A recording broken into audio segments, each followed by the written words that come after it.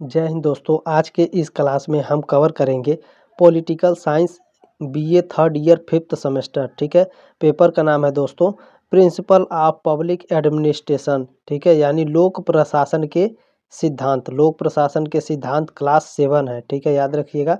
इसके पहले जो 6 क्लास हुए हैं दोस्तों, उसके वीडियो का लिंक या फिर प्लेलिस्ट का लिंक डिस्क्रिप्शन में मिल जाएगा। इसमें दोस्तों 25 महत्वपूर्ण बहुविकल्पी प्रश्न उत्तर हैं। ठीक है, वेरी वेरी इंपॉर्टेंट प्रश्न है इसमें, क्योंकि दोस्तों इसमें नोट्स के साथ ये क्लास दिया जा रहा है। ठीक है, नोट्स के साथ पढ़ेंगे। जो आपको इम्पोर्टेंट लगेगा, जो भी इसमें से इम्पोर्टेंट है उसका स्क्रीनशॉट लेकर रख लीजिएगा, पढ़ते रहिएगा, क्योंकि यह आपके कॉम्पिटिटिव एग्जाम में भी काम आएगा। ठीक है, इसमें पहला ही प्रश्न मोस्ट इम्पोर्टेंट है दोस्तों, ध्यान से देखिएगा। इसमें पूछा है पहला प्रश्न कि नवीन लोक प्रशासन का पिता किसे कहा जाता है। अगर नवीन पूछेगा दोस्तों, नवीन लोक प्रशासन का पिता डिवाइड वाल्डो को कहा जाता है। ठीक है, एक प्रश्न को दो तरह से पूछेगा। अगर आपके एग्जाम में पूछेगा कि लोक प्रशासन का पिता किसे कहा जाता है, ओनली केवल इतना पूछेगा लोक प्रशासन का पिता, तो याद रखिएगा वुडरो विल्सन को कहा जाता है। ठीक है, वुडरो विल्सन। वुडरो विल्सन को लोक प्रशासन का पिता कहा जाता है। अगर पूछेगा कि नवीन लोक प्रशासन का पिता किसे कहते हैं, तो डिवाइड वाल्डो। इसमें दोस्तों 90% जो स्टूडेंट होते हैं वो इस टाइप के क्वेश्चंस को गलत करके चले आते हैं, इसलिए मैंने इस प्रश्न को लिख दिया है ताकि आप अच्छे से इसे याद कर ले, कंफ्यूज ना हो, आपका एग्जाम में एक भी प्रश्न इसमें गलत ना हो। ठीक है, नोट्स को ध्यान से पढ़ेंगे, अभी आपके सारे डाउट क्लियर हो जाएंगे। वुडरो विल्सन लोक प्रशासन का जनक माना जाता है। ठीक है, वुडरो विल्सन को दोस्तों लोक प्रशासन का जनक माना जाता है। इस टाइप के क्वेश्चन पूछ सकता है आपके एग्जाम में कि लोक प्रशासन का पिता किसे कहा जाता है। ठीक है, लोक प्रशासन का पिता किसे कहा जाता है, तो वुडरो विल्सन को कहा जाता है। ये 100% मैं श्योर हूँ दोस्तों। ठीक है, ये 100% श्योर है, ये प्रश्न आएगा जरूर कि लोक प्रशासन का पिता किसे कहा जाता है, वुडरो विल्सन को। अगर पूछेगा कि नवीन लोक प्रशासन का पिता किसे कहा जाता है, तो डिवाइड वाल्डो को कहा जाता है। ठीक है, इन दोनों में कंफ्यूज मत होइएगा, ध्यान रखिएगा इस प्रश्न को। विल्सन अमेरिका के प्रिंसटन यूनिवर्सिटी में राजनीति विज्ञान पढ़ाते थे। उन्होंने द स्टडी ऑफ एडमिनिस्ट्रेशन नामक एक निबंध लिखा। ठीक है, लोक प्रशासन की शुरुआत 1927 में WF विलोवी की प्रसिद्ध पुस्तक प्रिंसिपल ऑफ पब्लिक एडमिनिस्ट्रेशन से मानी जाती है। इस पॉइंट को भी ध्यान रखेंगे। ठीक है दोस्तों, नवीन लोक प्रशासन की शुरुआत लोक प्रशासन के युवा विद्वानों ने की थी। वही जो युवा विद्वान दोस्तों जो नवीन पूछा है वही। ठीक है, 2 प्रश्न पूछेगा इस एग्जाम में, तो कंफ्यूज मत होइएगा। ठीक है, इसमें 1980 में प्रकाशित एच जॉर्ज फ्रेडरिक्सन की पुस्तक न्यू पब्लिक एडमिनिस्ट्रेशन प्रमुख रही थी। इस पॉइंट को भी ध्यान में रखेंगे। ठीक है, प्रश्न नंबर 2 है दोस्तों, प्रशासन शब्द का मतलब है। प्रशासन शब्द का मतलब क्या होता है? आदेश देना, प्रबंध, या फिर जन नीति लागू करना, या फिर जन नीति निर्माण करना। दोस्तों प्रशासन शब्द का मतलब होता है प्रबंध करना। ठीक है, ऑप्शन नंबर बी है। नोट को ध्यान से पढ़िएगा दोस्तों। प्रशासन शब्द लैटिन भाषा के शब्दों से मिलकर बना है। ध्यान दीजिएगा, आपके एग्जाम में पूछ सकता है कि प्रशासन किस शब्द से मिलकर बना है, तो लैटिन शब्द से मिलकर बना है। ठीक है, आगे बढ़ते हैं। प्रश्न नंबर 3 है दोस्तों, इसमें लोक प्रशासन आज किस नई विधा के समीप आ चुका है? नीति विज्ञान के, राजनीति विज्ञान के, या फिर समाजशास्त्र के, या अर्थशास्त्र के? तो दोस्तों जो लोक प्रशासन का जो आज नई विधा के समीप आ चुका है वह है नीति विज्ञान के। ठीक है, ऑप्शन नंबर ए है। प्रश्न नंबर 4 दोस्तों बहुत ही इम्पोर्टेंट प्रश्न है, मिन्नो बुक कॉन्फ्रेंस कब नहीं हुआ दोस्तों? ठीक है, ये निगेटिव क्वेश्चन भी आपके एग्जाम में पूछे जाएंगे, याद रखिएगा। तो मिन्नो बुक जो कॉन्फ्रेंस इनमें से कौन नहीं हुआ था? तो 1968 में भी हुआ था, 1988 में भी हुआ था, और 2008 में हुआ था। ठीक है, 1998 में नहीं हुआ था। इस प्रश्न को याद रखेंगे। ठीक है दोस्तों, नोट्स को ध्यान से पढ़ेंगे, आपके सारे जो डाउट हैं वो क्लियर हो जाएंगे। न्यू पब्लिक एडमिनिस्ट्रेशन की उत्पत्ति 1968 में डिवाइड वाल्डो के संरक्षण में आयोजित पहले मिन्नो बुक सम्मेलन से हुई है। ठीक है, आपके एग्जाम में पूछ सकता है दोस्तों कि मिन्नो बुक जो सम्मेलन था, पहला मिन्नो बुक सम्मेलन किसके संरक्षण में हुआ था? तो डिवाइड वाल्डो के संरक्षण में हुआ था। कब हुआ था पहला मिन्नो बुक सम्मेलन? तो 1968 में हुआ था, याद रखिएगा। आगे बढ़ते हैं दोस्तों, इसमें दूसरा की है कि इस नवीन विचारधारा की उत्पत्ति 1968 में आयोजित मिन्नो बुक सम्मेलन के निष्कर्ष के आधार पर हुई, ठीक है। मिन्नो बुक द्वितीय जो 1988 में हुआ, ठीक है। आपके एग्जाम में पूछेगा दोस्तों कि मिन्नो बुक द्वितीय, ठीक है, मिन्नो बुक द्वितीय सम्मेलन कब हुआ था? 1988 में। न्यू पब्लिक एडमिनिस्ट्रेशन के प्रभाव को दर्शाता है, ठीक है। जॉर्ज फ्रेडरिक्सन ने मिन्नो बुक द्वितीय का आयोजन किया था। आपके एग्जाम में पूछेगा दोस्तों कि मिन्नो बुक द्वितीय का आयोजन किसने आयोजन कराया था मिन्नो बुक द्वितीय को? तो जॉर्ज फ्रेडरिक्सन, ठीक है, याद रखिएगा। अगला की है दोस्तों, ध्यान से देखिएगा, 2008 में रोजमेरी ओलेरी ने मिन्नो बुक थर्ड का आयोजन किया, ठीक है। दोस्तों आपसे एग्जाम में पूछेगा कि तीसरा जो मिन्नो बुक आयोजन हुआ था कब हुआ था? तो 2008 में हुआ था। किसने कराया था दोस्तों? तो रोजमेरी ओलेरी ने कराया था, ठीक है। ये सभी पॉइंट की को याद रखेंगे दोस्तों, आपके एग्जाम में बहुत हेल्प करेगा, ठीक है। अगला की है दोस्तों, न्यू पब्लिक मैनेजमेंट शब्द क्रिस्टोफर हुड द्वारा गढ़ा गया था, ठीक है। उन्होंने 1991 में प्रकाशित अपने लेख a public management for all seasons में इसका इस्तेमाल किया, ठीक है। आपके एग्जाम में पूछ सकता है दोस्तों, न्यू पब्लिक मैनेजमेंट शब्द का प्रतिपादन किसने किया था? तो क्रिस्टोफर हुड ने किया था, ठीक है। ये याद रखेंगे, क्रिस्टोफर हुड का एक बुक है दोस्तों, इन्होंने लिखा है public management for all seasons, ठीक है।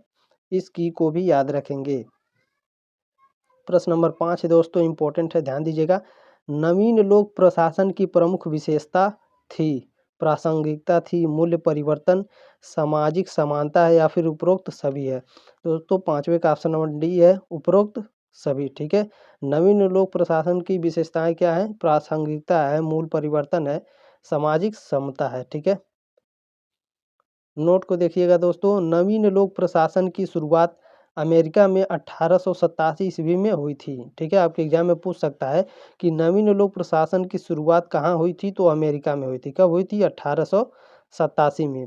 वुडरो विल्सन को लोक प्रशासन का जनक माना जाता है, ठीक है। देखिए मैंने इस की को भी यहाँ पर टाइप किया है, ठीक है, ध्यान दीजिएगा। वुडरो विल्सन को लोक प्रशासन का जनक या फिर लोक प्रशासन का पिता माना जाता है। ये प्रश्न आएगा, जरूर याद रखिएगा। प्रश्न नंबर 6 है इसमें, भारतीय लोक प्रशासन कहाँ स्थित है? भारतीय लोक प्रशासन दोस्तों नई दिल्ली में स्थित है, ऑप्शन नंबर सी है। नोट्स को ध्यान से पढ़ेंगे दोस्तों। भारतीय लोक प्रशासन संस्थान नई दिल्ली में महात्मा गांधी मार्ग पर स्थित है, ठीक है। इसकी स्थापना जवाहरलाल नेहरू ने मार्च 1954 में पाल HLP की सिफारिश पर की थी। आपसे पूछेगा दोस्तों जरूर आपके एग्जाम में कि दोस्तों जो लोक प्रशासन है, भारतीय लोक प्रशासन, उसकी संस्थापक कौन है? तो याद रखिएगा जवाहरलाल नेहरू। तो किस सन में किए थे? तो 1954 में किए थे, ठीक है, इंपॉर्टेंट है। इसकी को भी याद रखेंगे, चाहे तो स्क्रीनशॉट लेकर आप रख लीजिएगा, ठीक है। प्रश्न नंबर 7 है, नवीन लोक प्रशासन का नारा क्या था?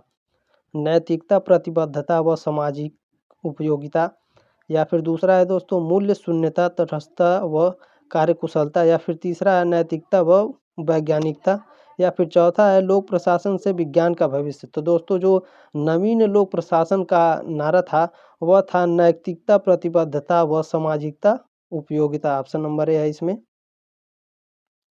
प्रश्न नंबर 8 है दोस्तों, लोक प्रशासन कहाँ और कैसे से संबंधित है? यह कथन किसका है? ये भी इम्पोर्टेंट प्रश्न है दोस्तों। लोक प्रशासन कहाँ और कैसे से संबंधित है? यह कथन गुलिक का है, गुन्नाउ का है, या फिर डिमा का है, या विल्सन का है?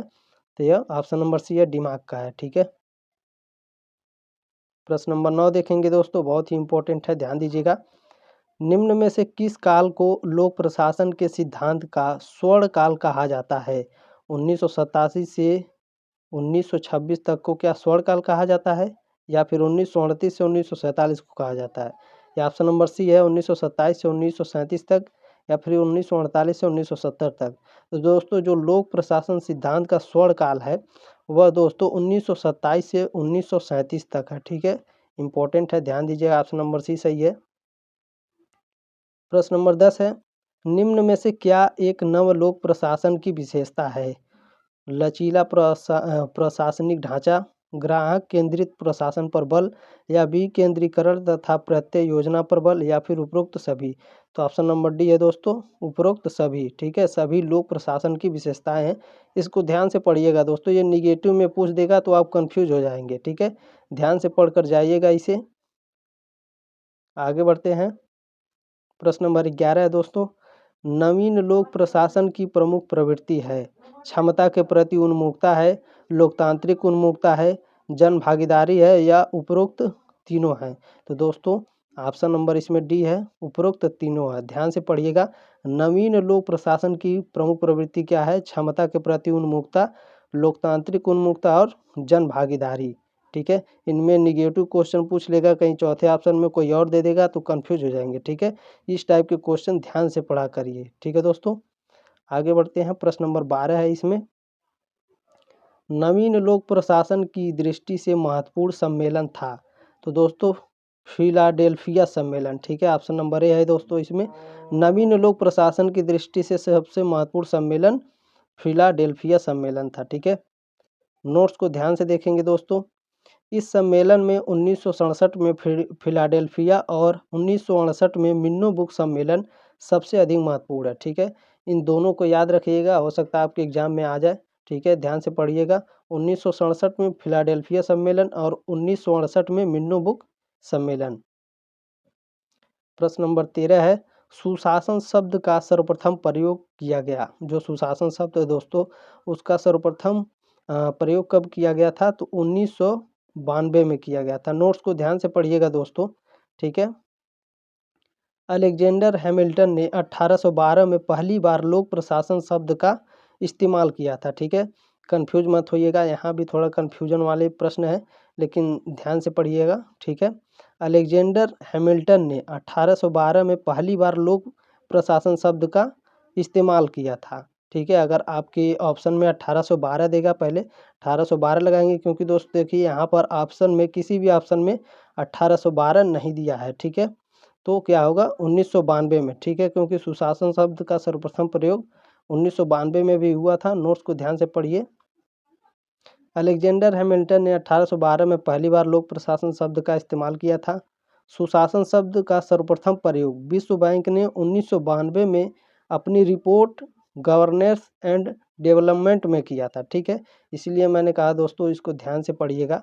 1992 में दोस्तों विश्व बैंक ने सर्वप्रथम लोक प्रशासन शब्द का प्रयोग किया था। ठीक है, ऑप्शन में 1992 दिया था, तो इसलिए 1992 भी लगाए हैं, और 1812 को भी मैंने इंक्लूड किया है, ताकि आपके एग्जाम में आए तो आप कंफ्यूज ना हो कि सर ने 1992 पढ़ाया था, ये तो एग्जाम में आया ही नहीं है, तो इसलिए मैंने इसे भी पढ़ा दिया। ठीक है, अलेक्जेंडर हैमिल्टन ने भी 1812 में पहली बार लोक प्रशासन शब्द का इस्तेमाल किया था, और विश्व बैंक ने भी 1992 में अपनी रिपोर्ट में, ठीक है, गवर्नेंस एंड डेवलपमेंट में लोक प्रशासन शब्द का इस्तेमाल किया था। ठीक है दोस्तों, भारत में सुशासन दिवस हर साल 25 दिसंबर को पूर्व प्रधानमंत्री अटल बिहारी वाजपेयी की जयंती के रूप में मनाया जाता है। ठीक है, इसे भी याद रखेंगे, मोस्ट इंपॉर्टेंट की है। प्रश्न नंबर 14 है दोस्तों, भारत में लोकपाल एवं लोकायुक्त की स्थापना का सुझाव किसके द्वारा दिया गया था? सरकारी आयोग द्वारा, या प्रशासनिक सुधार आयोग द्वारा, विधि द्वारा, या फिर ठक्कर आयोग द्वारा? तो दोस्तों जो भारत में लोकपाल एवं लोकायुक्त की स्थापना का सुझाव है, वह दोस्तों ये इसके द्वारा दिया गया था, प्रशासनिक सुधार आयोग के द्वारा। ठीक है, ऑप्शन नंबर बी है। नोट्स को ध्यान से पढ़ेंगे, बहुत ही इंपॉर्टेंट की है। ठीक है, भारत में लोकपाल और लोकायुक्त की स्थापना का सुझाव सबसे पहले मोरारजी देसाई की अध्यक्षता में गठित प्रथम प्रशासनिक सुधार आयोग ने दिया था। ठीक है, इस पॉइंट को याद रखेंगे दोस्तों। इस आयोग का गठन 5 जनवरी 1966 को हुआ था। ठीक है, आपके एग्जाम में पूछेगा दोस्तों, तो याद रखिएगा 1966 में इस आयोग का गठन हुआ था। ठीक है, आगे बढ़ते हैं। प्रशासनिक सुधार आयोग का गठन 1966 में हुआ था, इसको भी याद रखिएगा, 5 जनवरी। ठीक है, कभी कभी इस पर भी जो बच्चे होते हैं, जो स्टूडेंट होते हैं, वह गलत कर देते हैं। ठीक है, कभी 8 जनवरी दे देगा, 9 जनवरी दे देगा, तो इस पॉइंट को याद रखिएगा, 5 जनवरी 1966 को प्रशासनिक सुधार आयोग का गठन किया गया था। किसने किया था? तो मोरारजी देसाई ने किया था। उनकी अध्यक्षता में गठित हुई थी। प्रश्न नंबर 15 है, निम्न में से कौन सा सुशासन का आवश्यक तत्व नहीं है? विधि का शासन, सहभागिता, पारदर्शिता या विकेंद्रीकरण। तो दोस्तों 15 का ऑप्शन नंबर डी है। विकेंद्रीकरण जो है वो दोस्तों वह सुशासन की आवश्यक तत्व नहीं है। देखिए यह निगेटिव क्वेश्चन है, ठीक है। इसी तरह से निगेटिव क्वेश्चन पूछे जाएंगे आपके एग्जाम में। प्रश्न नंबर 16 है, ध्यान दीजिएगा, सुशासन शब्द का प्रयोग सर्वप्रथम किस संस्थान द्वारा किया गया था? तो दोस्तों विश्व बैंक द्वारा। अभी मैंने ऊपर पढ़ाया था दोस्तों आपको, ठीक है। यहाँ पर भी उससे संबंधित सवाल पूछा है कि सुशासन शब्द का प्रयोग सर्वप्रथम किस संस्थान द्वारा किया गया था? तो विश्व बैंक द्वारा। कब किया गया था, किस सन में? तो 1992 में, ठीक है। मैंने आगे पढ़ाया था इसे, इस पॉइंट को याद रखिएगा। प्रश्न नंबर 17 है, भारतीय लोक प्रशासन संस्थान IIPA कहाँ स्थित है? तो दोस्तों भारतीय लोक प्रशासन संस्थान IIPA दिल्ली में स्थित है, ठीक है। ऑप्शन नंबर बी है। दोस्तों इसे भी याद रखिएगा, अभी आपके एग्जाम में पूछ सकता है कि दोस्तों जो इस समय भारतीय लोक प्रशासन संस्थान है उसकी जो CEO हैं वो जितेंद्र सिंह है, ठीक है। याद रखिएगा, प्रेजेंट टाइम में यही है अभी। आगे बढ़ते हैं। प्रश्न नंबर 18 है दोस्तों, लोक प्रशासन में लोक शब्द से अभिप्राय है। जो लोक प्रशासन है उसमें लोक शब्द का मतलब क्या है? जनता से है, व्यक्ति से है, समुदाय से या फिर सरकार से? तो लोक प्रशासन में जो लोक होता है वह सरकार से अभिप्राय होता है। ऑप्शन नंबर डी है। प्रश्न नंबर 19 दोस्तों, प्रबंधन का मार्ग निम्न में से किसे कहा जाता है? जो प्रबंधन का मार्ग है उसे किसे कहा जाता है? अभिप्रेरणा को कहा जाता है, संचार को, नेतृत्व को या बुद्धि को?